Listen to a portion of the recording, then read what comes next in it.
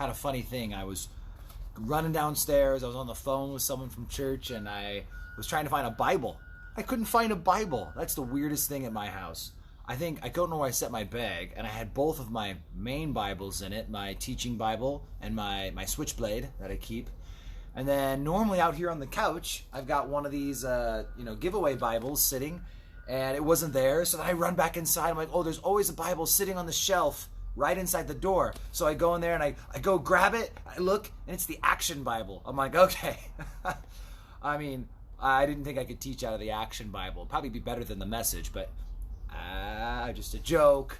Okay, anyway, so we are in John chapter 12, verse 20, moving forward.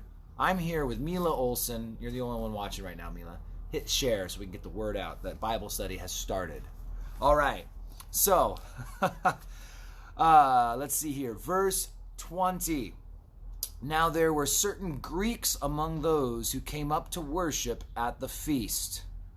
Then they came to Philip, who was from Bethsaida of Galilee, and asked him, saying, Sir, we wish to see Jesus. Philip came and told Andrew, and in turn, Andrew and Philip told Jesus. So, people are coming up. People are coming to worship. Notice again, it's Greeks who are coming up to worship. There were lovers of God, people who desired to follow God, but they weren't Jews. They weren't converts. If they converted, they would have been Jews. They were the Hellenistic Jews. They were Jewish, but they followed Greek customs. But these were straight up Greeks, Gentiles. They were non-Jews. And so they would come and they'd worship, just kind of like the Ethiopian eunuch. We see Philip the evangelist, different Philip. He had come up to worship. Cornelius worshipped God, and he was a Greek, Roman specifically. But again, to them, a Greek was a non-Jew. And so Jesus answered them, verse 23, saying, The hour has come that the Son of Man should be glorified. So the time has come. Most assuredly, I say to you, unless a grain of wheat falls into the ground and dies, it remains alone. But if it dies, it produces much grain. He who loves his life will lose it, and he who hates his life in this world will keep it for eternal life.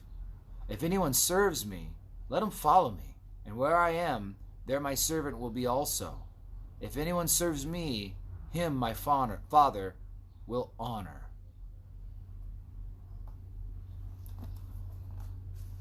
This is a heavy section of text, and it's really good text. It's really good stuff. You see, if a grain of wheat remains alive, it's of little value. It's one grain of wheat.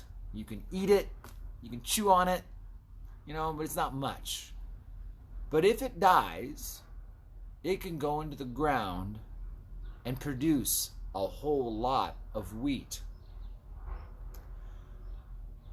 But it has to die first.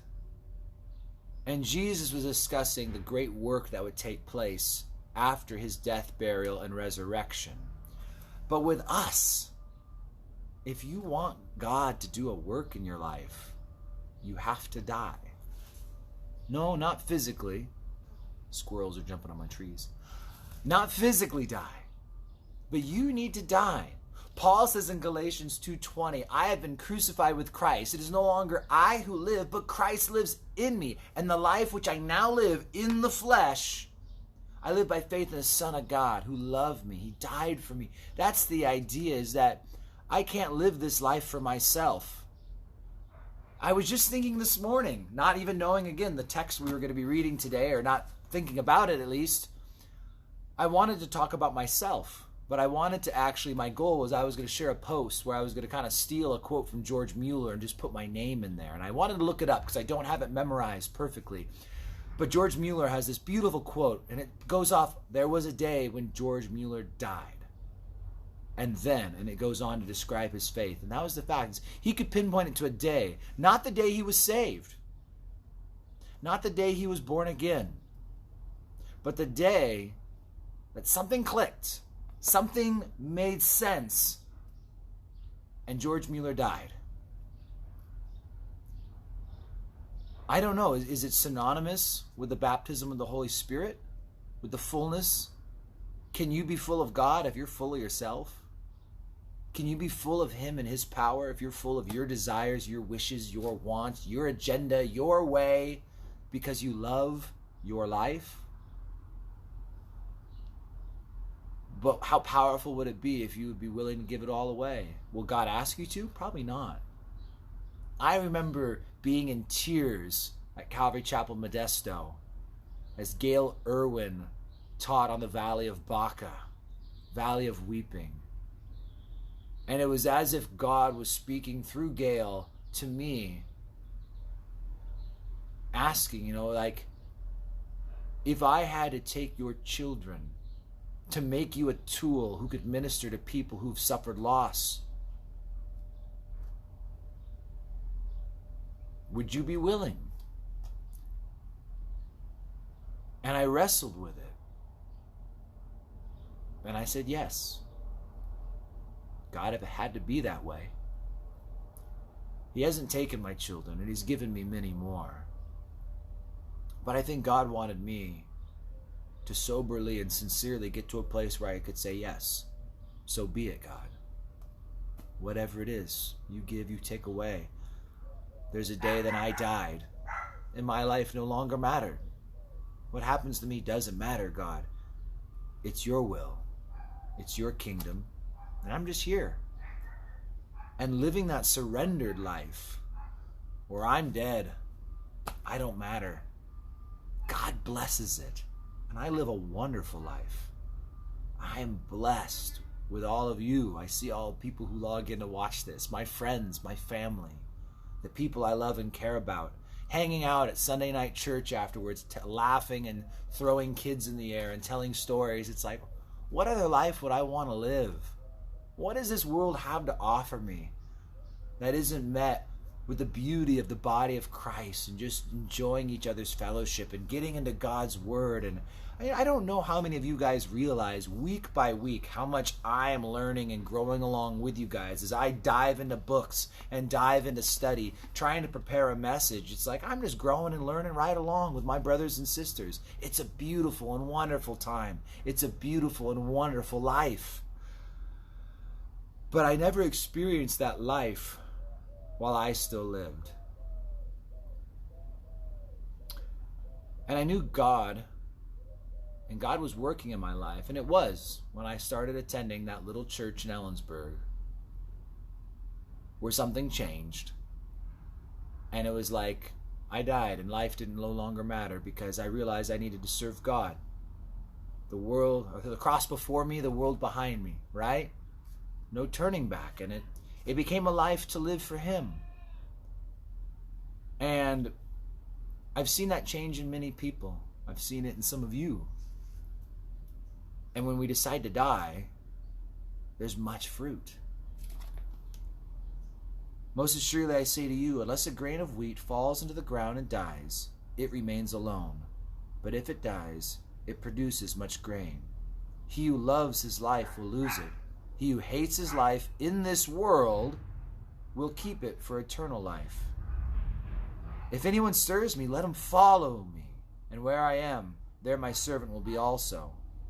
If anyone serves me, him my Father will honor. That's the life I want to live. That's what I want to do. No longer me and my preferences, what I care about doesn't even matter.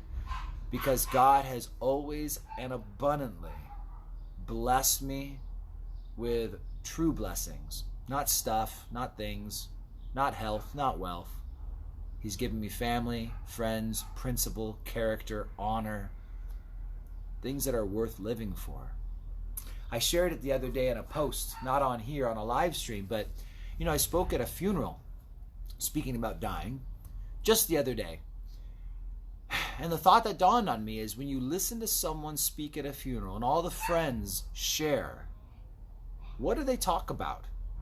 Have you been to a funeral? I'm sure many of us have, right? And have you ever heard someone say, man, that guy had the fastest car. Oh, yes, his car was so great. Oh, man, she had the best nails. Do you remember her nails? They were so beautiful. He was always. No one ever talks about that garbage. They talk about when you were there for them when they were hurting. They talk about your character, the kind of person you were, your love and your compassion. These are the things people talk about at funerals, and these are the things worth seeking and living for in this life. And that's the kind of stuff that God desires to see from us. So it was just an interesting way to think about it, that, the world makes me want to chase after this and that. But those things don't matter when you're dead. And when you choose and when you decide to surrender your life to God, you'll find those things don't matter as much because you're dead. I have been crucified with Christ. It is no longer I who live, but Christ lives in me. I think it's a beautiful goal and vision for our lives as the body of Christ. God bless you guys, and maybe think about these things as you make your decisions today on what you do, where you focus your time, where you focus your energy. Be crucified with Christ. It's no longer you who lives. Let Christ live in you. Love you guys. God bless.